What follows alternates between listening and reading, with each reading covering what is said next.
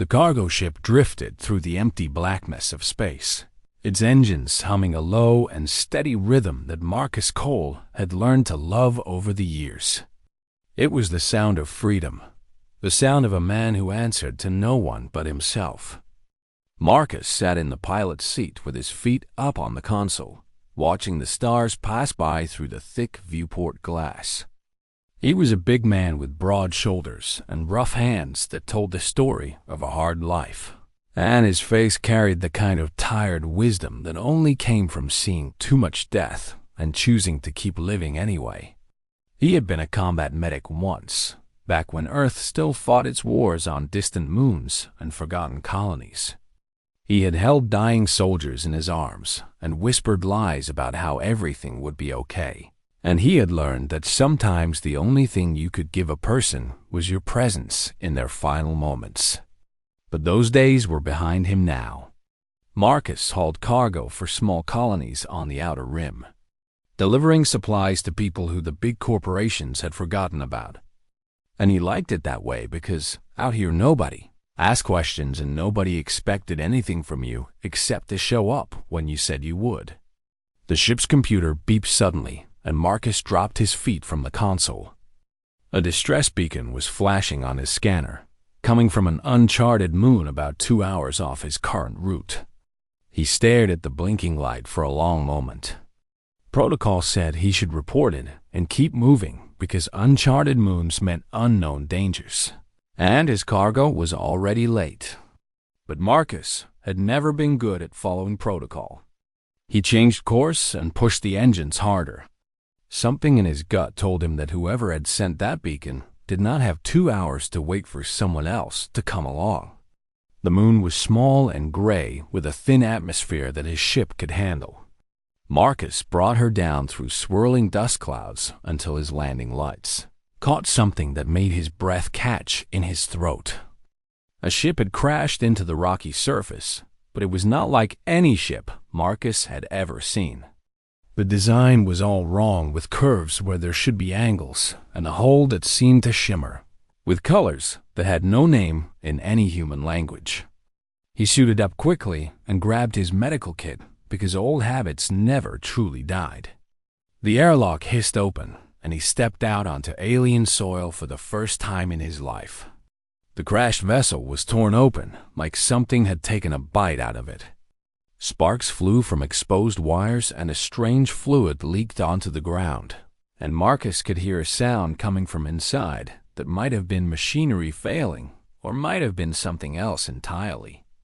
He climbed through the wreckage carefully, using his flashlight to cut through the darkness. The interior was even stranger than the outside, with controls that looked more grown than built, and walls that pulsed with a faint blue light. And then he found her.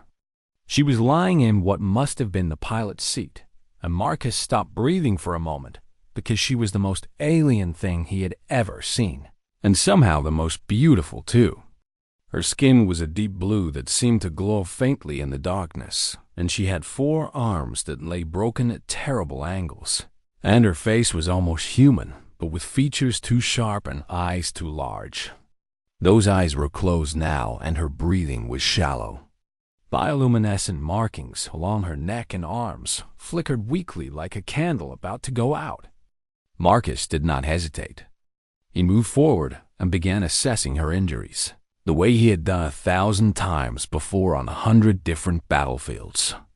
Internal bleeding, he could tell from the swelling in her abdomen. Multiple fractures in at least 3 of her 4 arms. Deep lacerations across her torso that had already lost too much of whatever blood her species carried. And something wrong with her breathing that suggested damage to whatever she used for lungs. She was dying, and Marcus refused to let that happen. He carried her back to his ship, moving as quickly as he dared without causing more damage. She weighed almost nothing in his arms, and her skin was cool to the touch like smooth river stones on a summer day. The next 3 days blurred together into a haze of surgery and improvisation and desperate prayers to whatever gods might be listening. Marcus had no idea how her biology worked, but he figured out enough to stop the bleeding and set the bones and pump are full of nutrients that seemed close enough to what she needed. He talked to her while he worked because silence had always been his enemy. He told her about Earth and its blue oceans and green forests, about his mother who had died too young and his father who had never recovered, about the wars he had fought and the friends he had buried and the reason he had run away to the stars. He played music for her, old songs from a planet she had never seen, and he watched her bioluminescent markings pulse in time, with the melodies like some part of her was still listening even while unconscious. On the third day, her eyes opened. They were violet, deep and endless, like looking into a galaxy contained within a single gaze. Marcus smiled down at her and opened his mouth to tell her that everything would be okay. But the look on her face stopped him cold. It was terror, pure and absolute terror that made her whole body shake and her markings flare bright with panic. She tried to scramble away from him, but her broken arms would not support her weight. She fell back onto the medical bed and stared at him like he was death itself come to claim her. Marcus held up his hand slowly, showing her that he meant no harm. He spoke softly the way you would speak to a frightened animal, telling her that she was safe and that he had helped her and that nobody was going to hurt her. She stopped struggling, but the fear never left her eyes. Her voice came out as barely a whisper, cracked and dry from days without water, speaking in broken universal that was clearly not her first language. One word. She said one word that Marcus did not understand at all. Human, she whispered, and the way she said it made it sound like the name of a monster from a nightmare. Marcus stared at her in confusion because he had just saved her life. Why would she be afraid of him? He did not know it yet, but that single question would lead him to answers that would shake the foundations of everything he thought he knew about humanity and its place among the stars. Her name was Velith Sora I, and she was a diplomat of the Cathari Ascendancy, one of the oldest and most powerful civilizations in the known galaxy.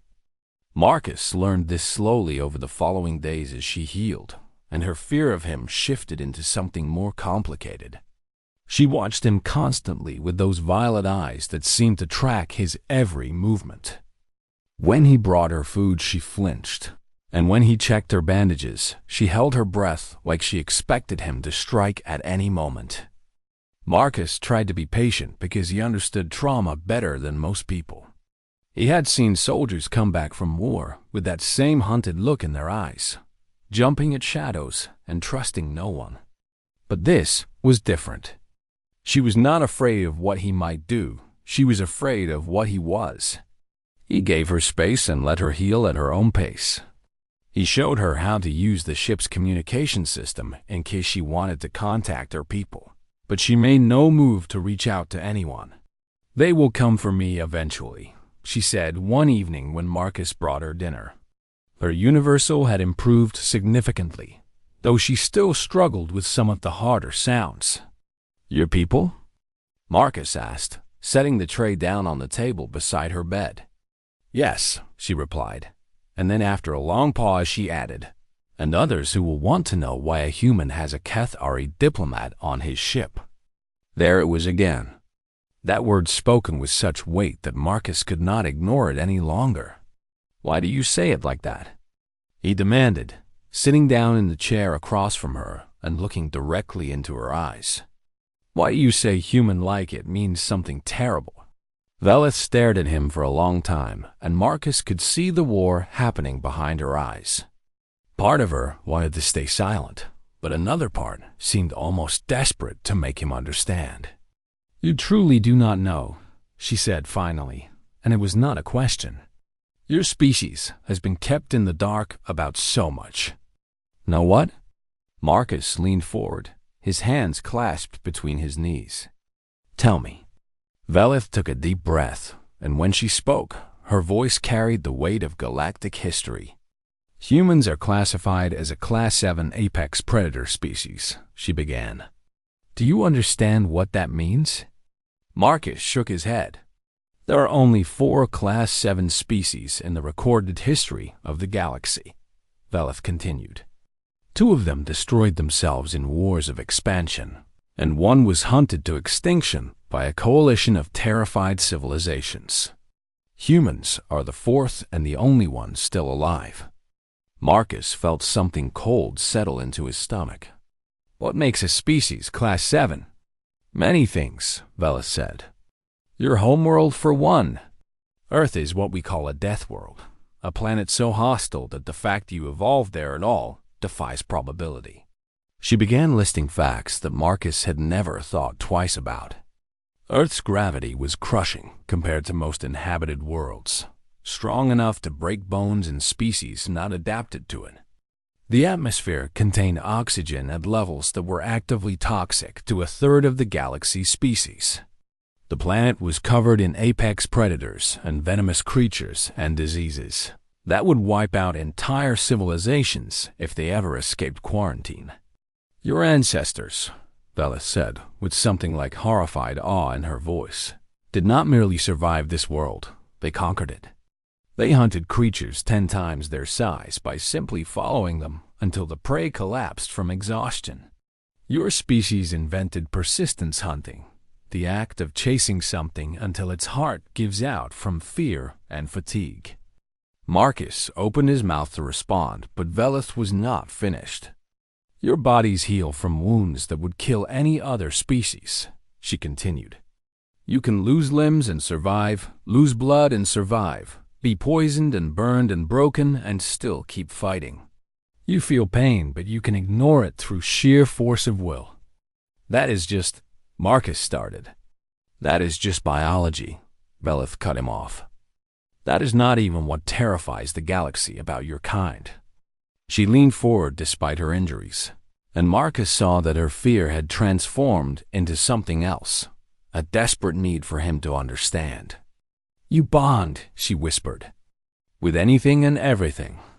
You form emotional attachments to creatures that could kill you, to machines that have no feelings, to enemies who have tried to destroy you. Once a human bonds with something, they become unstoppable. Marcus thought about his old dog back on Earth, about the soldiers he had served with, about the ship he was flying right now that he had named after his grandmother. Everyone bonds with things they care about, he said slowly. No, Veleth shook her head. Not like you. When a Kethari loses a family member, we grieve and move forward. When a human loses someone they have bonded with, they will cross stars and burn worlds and break empires to avenge them or save them. She reached out with one of her healing arms and touched his hand. Marcus was surprised to feel that her skin was warmer now, pulsing with life that had not been there days before. There is a reason your species has been kept contained in your home system, she said softly. The Galactic Council decided centuries ago that humanity must never learn what they truly are, must never realize the power they hold. Because if humans ever fully awakened to their potential, nothing in the galaxy could stop them. Marcus sat in stunned silence, trying to process everything she had told him. He was just a cargo hauler, just a man who had found someone hurt and decided to help. How could that be terrifying to an entire galaxy? There is something else, Veleth said, and now her voice carried a tremor of something that might have been wonder or might have been despair. You saved my life. You did not know me. You had no reason to help, but you risked everything to keep me alive. Anyone would have done the same, Marcus said. No, Veleth replied firmly. They would not. Most species would have left me to die or taken me prisoner for ransom or simply studied my corpse for scientific value. But you carried me to your ship and worked for 3 days without sleep to save a creature you had never seen before. She squeezed his hand gently. By the standards of my people and by the biological imperatives of your species, what you did has consequences, she said. You have bonded with me, Marcus Cole. I can see it in the way you look at me, in the way you have cared for me. And that means you will protect me now with everything you have and everything you are. Marcus wanted to argue, but he knew deep down that she was right. Somewhere in those 3 desperate days, he had decided that this strange blue woman would not die on his watch, and that decision had settled into his bones like an unbreakable oath. "The galaxy is watching," Velith said. "They have sensors and spies everywhere, and by now they know what has happened here. They know that a human has bonded with a high-ranking Kithari diplomat, and they are terrified of what that might mean." "What does it mean?" Marcus asked. Velith looked at him with those endless violet eyes, and Marcus saw something new there. Not fear anymore, but a cautious hope that was perhaps even more dangerous. "It means everything is about to change," she said. "For both of us and perhaps for the entire galaxy. And I do not know if we are ready for what comes next." Marcus stood up and walked to the viewport, staring out at the stars that suddenly seemed much more crowded than they had before. Somewhere out there, beings he had never met were discussing his fate and the fate of the woman he had saved. He had thought he was alone in the universe, just a small man on a small ship running from his past. Now he realized that he had never been alone at all, and that the galaxy had been holding its breath, waiting to see what humanity would do when they finally woke up. The attack came 3 days later when Marcus had almost convinced himself that maybe Velith had been exaggerating the danger. He was in the middle of making breakfast when the ship's alarm screamed to life and the viewport filled with the shapes of incoming vessels. There were 6 of them, sleek and predatory with weapon systems already charging. Marcus recognized the design from old military briefings, Varric Syndicate ships. Criminals and slavers who operated in the lawless spaces between civilizations. "They are here for me," Velith said, appearing in the doorway with fear written across her features. "The Syndicate has been trying to gain leverage over the Ascendancy for decades. I would be worth more to them than 100 cargo ships." Marcus did not waste time on words. He grabbed Velith's arm and pulled her toward the cockpit, his mind already running through escape scenarios and finding none of them promising. His ship was fast, but it was not built for combat. The Syndicate vessels were closing in from multiple angles, cutting off every possible escape route. The first shot hit their shields, and the whole ship shuddered. Marcus pushed Velith into the co-pilot's seat and strapped her in before taking the controls himself. "Hold on," he growled, and then he did something that made Velith gasp in shock. He turned the ship directly toward the nearest enemy vessel and accelerated. The Syndicate pilot clearly expected Marcus to run. They were not prepared for a human who had decided that offense was the best defense. Marcus's ship screamed through the gap between 2 enemy vessels, so close that their hulls nearly scraped. The Syndicate ships had to break formation to avoid colliding with each other, and in that moment of chaos, Marcus found his opening. He dove toward a nearby asteroid field, pushing his engines beyond their safe limits. Warning lights flashed across every console, but he ignored them because warnings were for people who had time to be careful. The Syndicate followed, but the asteroid field was treacherous. Marcus wove between spinning rocks with reflexes that no alien species could match, his persistent hunter brain processing spatial information faster than conscious thought. One of the pursuing ships clipped an asteroid and spun away in a shower of debris. Another pulled back, unwilling to risk the same fate. But 4 ships remained, and they were learning. They spread out and began herding Marcus toward a dead end where the asteroids grew too dense to navigate. "There's no way through," Velith said, her voice tight with controlled panic as she read the sensor data. "There's always a way through," Marcus replied. He saw the gap, barely wide enough for his ship, spinning closed as 2 massive asteroids rotated toward each other. A sane pilot would have looked for another option. Marcus was not feeling particularly sane. He killed the main engines and fired the maneuvering thrusters, sending the ship into a controlled spin that matched the rotation of the asteroids. The hull groaned as they passed through the gap with meters to spare on either side. The Syndicate ships tried to follow, but they were too slow. The gap closed, and 2 more vessels were destroyed in the crushing collision of stone. Only 2 ships remained now, but they were done playing games. Marcus emerged from the asteroid field to find them waiting, their weapons locked and ready. "Human vessel," a voice crackled over the communication system. "Surrender the Kethari female, and we will let you live. Continue to resist, and we will tear your ship apart piece by piece." Marcus looked at Velith. Her eyes were wide with terror, but underneath that fear, he saw something else: trust. She trusted him, this strange alien woman who had been taught her whole life to fear his kind.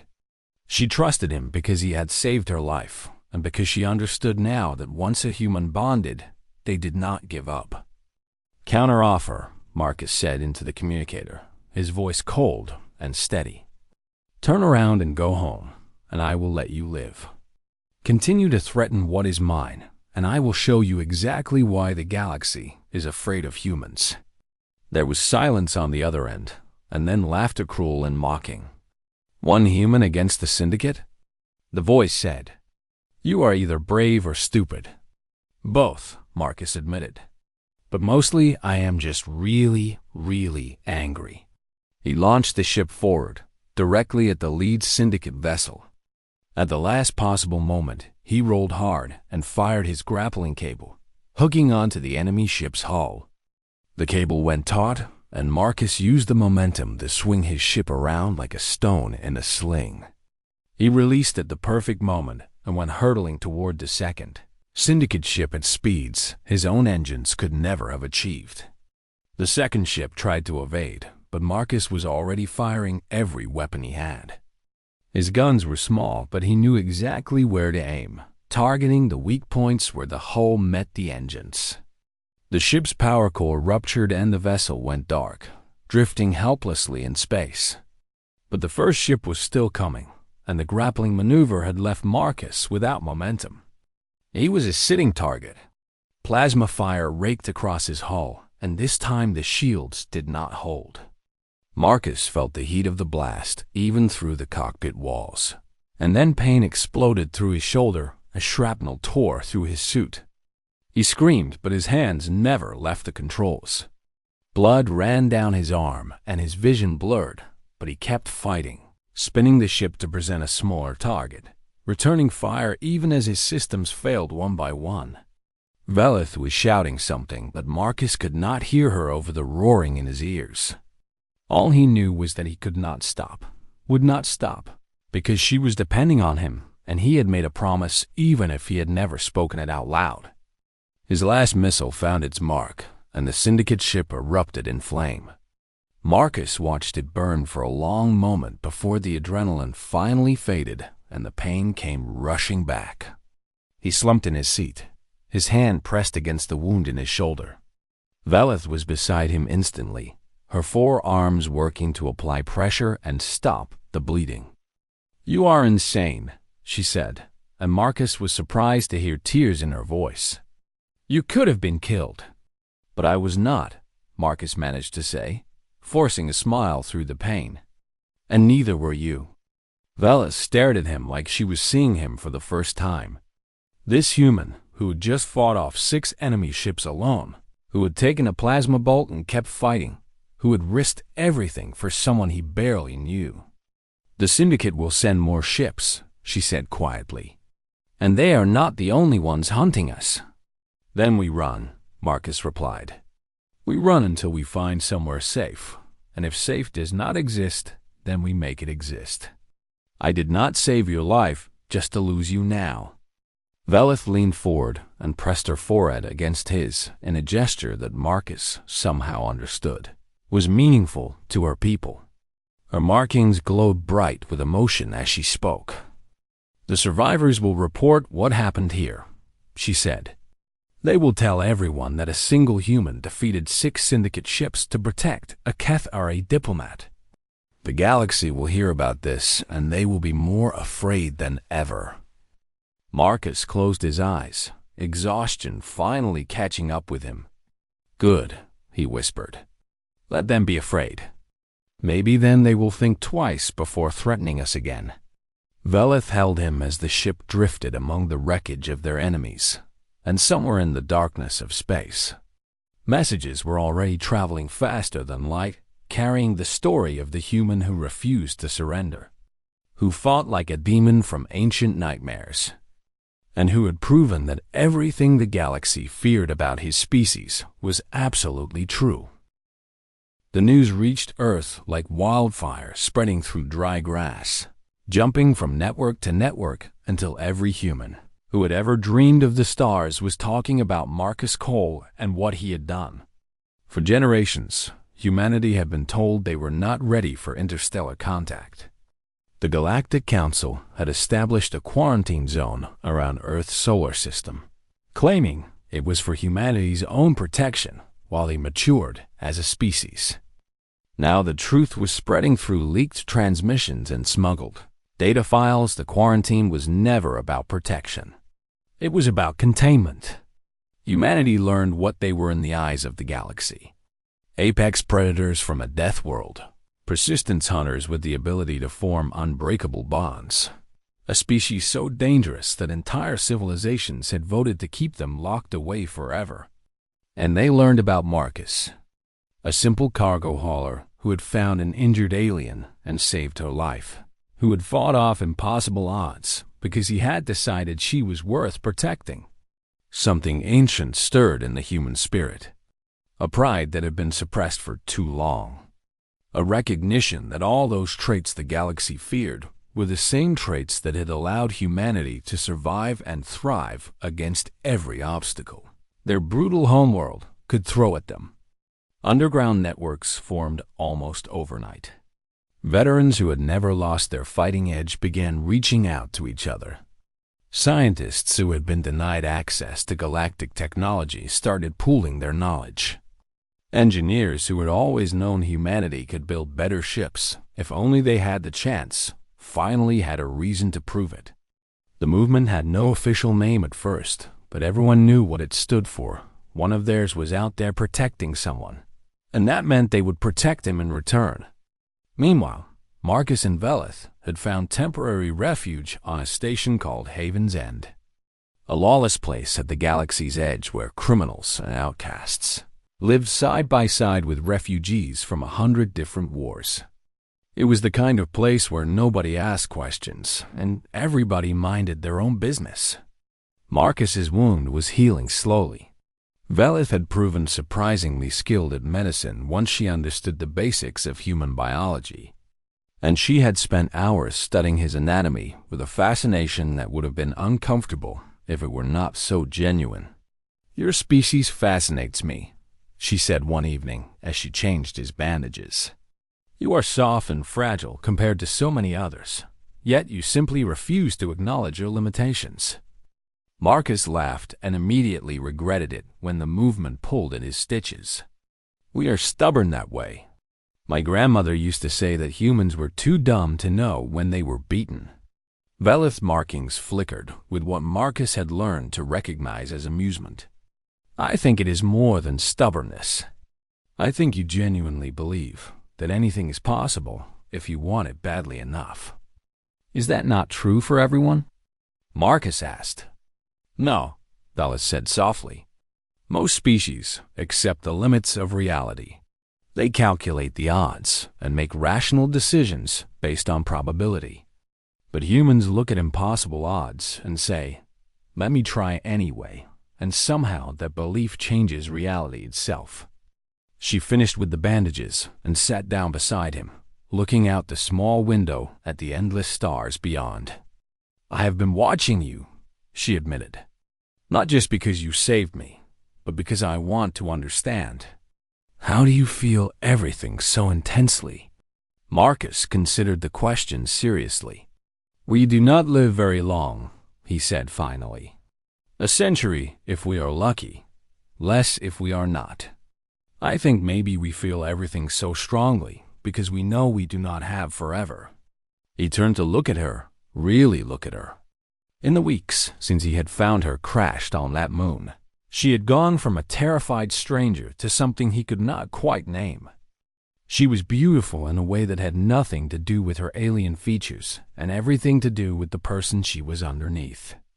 Cathari lived for over 500 years, Velith said. We have time to be patient, to think carefully before we act. But you burn so brightly because you know the flame will not last forever. Does that frighten you? Marcus asked. Velith was quiet for a long moment before she answered. It used to, she said.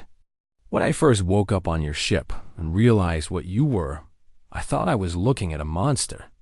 But now I understand that the galaxy has been wrong about humans all along. She reached out and took his hand, her 4 fingers intertwining with his 5. You are not monsters, she said. You are something far more dangerous. You are people who love too much, who care too deeply, who will sacrifice everything for those you have chosen as your own. Marcus felt something shift in his chest, a warmth that had nothing to do with his healing wound. The galaxy fears that, Velith continued. They fear it because they know they could never inspire that kind of devotion, could never understand what it means to be willing to die for something greater than yourself. Velith, Marcus started. Let me finish, she said. I have watched you laugh and grieve and rage and forgive, sometimes all within the same hour. I have seen you in pain, and I have seen you push through that pain because you have decided it was not going to stop you. I have seen you fight against impossible odds because giving up was simply not something you were capable of doing. Her markings glowed bright with emotion as she continued. I was taught to fear humans my entire life, but I do not fear you anymore. The station's alarms cut her off, blaring warnings that made both of them jump. Marcus was on his feet immediately despite his injury. He checked the small console in their rented quarters, and his blood ran cold. A fleet, he said. A Galactic Council fleet, over 200 ships. They are demanding that the station surrender us immediately. Velith's face went pale beneath her blue skin. The Containment Division, she whispered. They have come to kill you before any more humans learn what you are capable of. Marcus felt something settle inside him, a cold clarity that he had not experienced since his days as a combat medic in the worst firefights of the war. He knew with absolute certainty that he was not going to let them take Velith, was not going to let them use her as an example of what happened when humans stepped out of line. Then we fight, he said simply. Against 200 ships? Velith stared at him in disbelief. Marcus, that is suicide. Probably, he agreed. But I would rather die fighting than live knowing I gave up on someone He stopped, realizing what he had almost said. Velith stood up and crossed the room to stand in front of him. She was taller than him by nearly a head, and her violet eyes looked down into his with an intensity that made his heart race. Someone you what? She asked. Marcus took a deep breath. Someone I love, he admitted. I know it is crazy, and I know we have only known each other for a few weeks, and I know you are an alien diplomat, and I am just a cargo hauler. But I love you, Velith. I think I have loved you since the moment you opened your eyes and looked at me like I was the scariest thing in the universe. Velith made a sound that was halfway between a laugh and a sob. You humans, she said, you really do bond with anything. Is that a problem? Marcus asked. Instead of answering with words, Velith leaned down and pressed her lips against his. It was awkward and strange and absolutely perfect, and Marcus felt something click into place inside him like a key turning in a lock he had not known existed. When they finally separated, Velith was smiling through her tears. I suppose if I must be bonded to a Death World apex predator, I could have done worse. That might be the most romantic thing anyone has ever said to me, Marcus laughed. The alarms were still blaring, and somewhere outside, 200 ships were preparing to destroy everything Marcus had come to care about. But in that moment, none of it mattered. They would fight. They would probably die. But they would do it together, and that was enough. What neither of them knew was that across the galaxy, humanity was preparing to give them a very different option. Admiral Korath of the Galactic Council's Containment Division stood on the bridge of his flagship and surveyed the 200 warships under his command. This was the largest fleet assembled in decades, enough firepower to destroy a small planet. And all of it focused on one tiny station at the edge of known space. The mission was simple: terminate the human male, recover the Kethari diplomat, and send a message to any other humans who might be getting ideas about stepping beyond designated boundaries.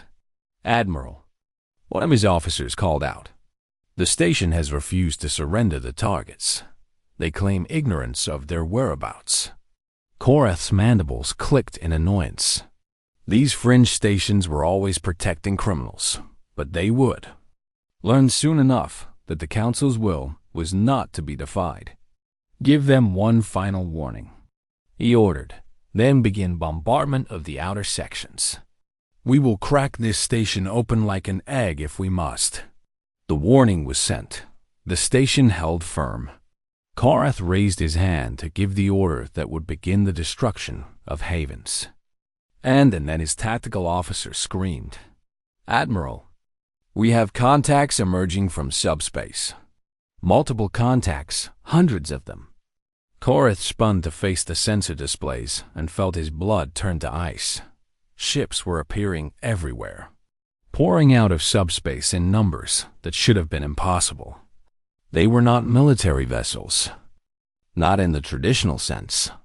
Cargo haulers and mining rigs and colony ships and passenger liners, all of them jury-rigged with weapons and armor plating that looked like it had been welded on hours ago.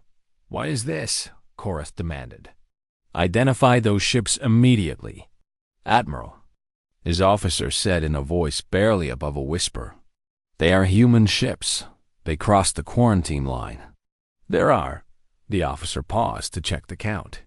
"There are over 400 of them and more arriving every second." The communication system crackled to life, and a human voice filled the bridge. It was calm and steady and carried an undertone of absolute certainty that made Korath's scales itch with primal fear. "Attention Galactic Council Fleet," the voice said. "This is Captain Sarah Chun of the Earth Volunteer Armada. You are hereby ordered to withdraw from this sector immediately." Korath found his voice. "You have no authority here. Human, your species has violated the quarantine agreement by leaving your home system. By galactic law, we have every right to." "By galactic law," the human interrupted, "you have been lying to us for centuries. You kept us caged because you were afraid of what we might become. Well, congratulations, we have become it. More ships were arriving. The count had passed 500 now, and it was still climbing." Korath realized with growing horror that this was not a military operation in the traditional sense. These were ordinary humans who had taken whatever ships they could find and crossed the stars to rescue one of their own. "You wanted to know what happens when humanity bonds with the galaxy?" The human captain continued. "Now you will find out. That man in there saved a life. He risked everything for someone he had never met. Someone who was not even his own species. And when we heard what he did, we decided to do the same." She paused, and when she spoke again, her voice carried the weight of 8 billion people.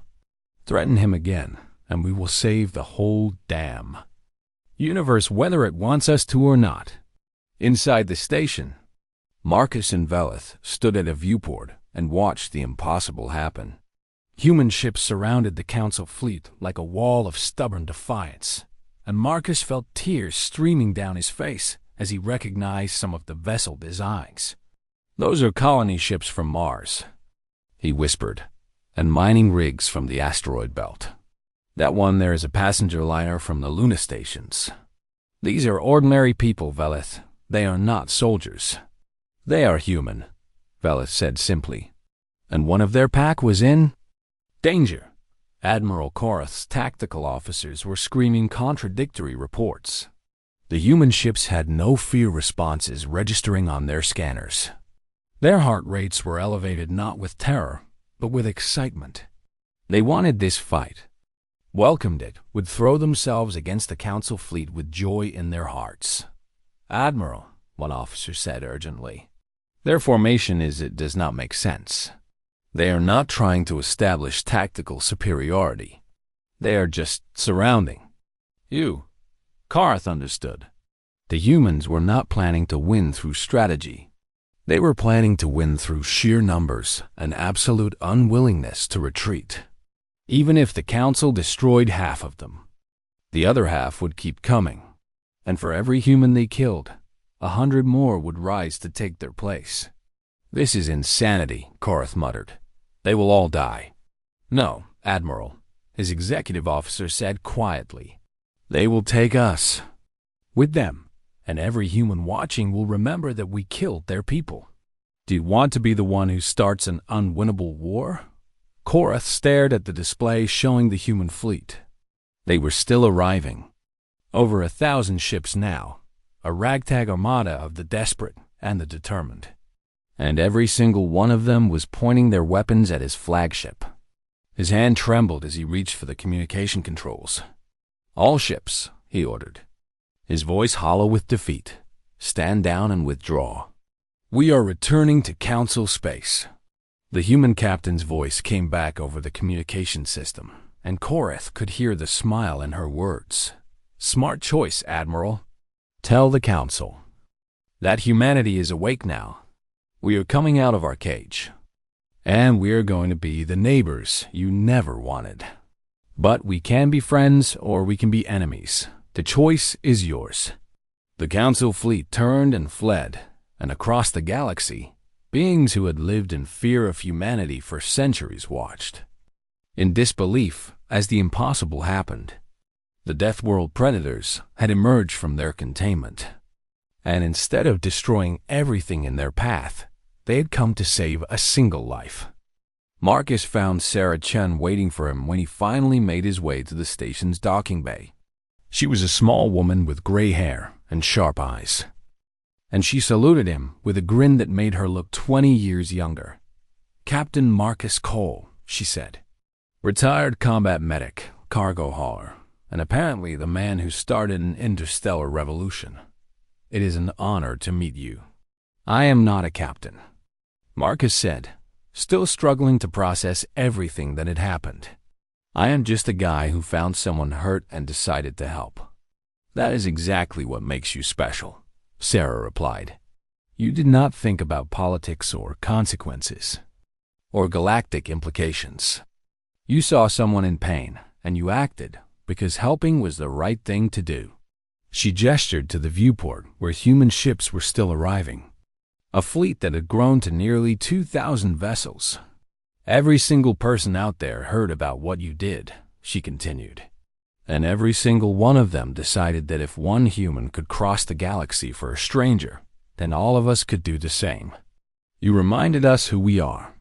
Marcus, you reminded us that we are not just survivors but protectors." Velith emerged from the crowd and took her place beside Marcus. She had never looked more beautiful to him than she did in that moment, surrounded by humans who had crossed the stars to save them both. "What happens now?" she asked. Sarah Chun smiled, and there was something fierce and hopeful in her expression. "Now humanity takes its place among the stars," she said. "We have a lot of work to do. There are treaties to negotiate, relationships to build, and a whole galaxy to show that they were right to fear us, but not for the reasons they thought." She turned to address the gathered humans who had crowded into the docking bay. "They were afraid we would conquer and destroy," she announced, "but that is not who we are.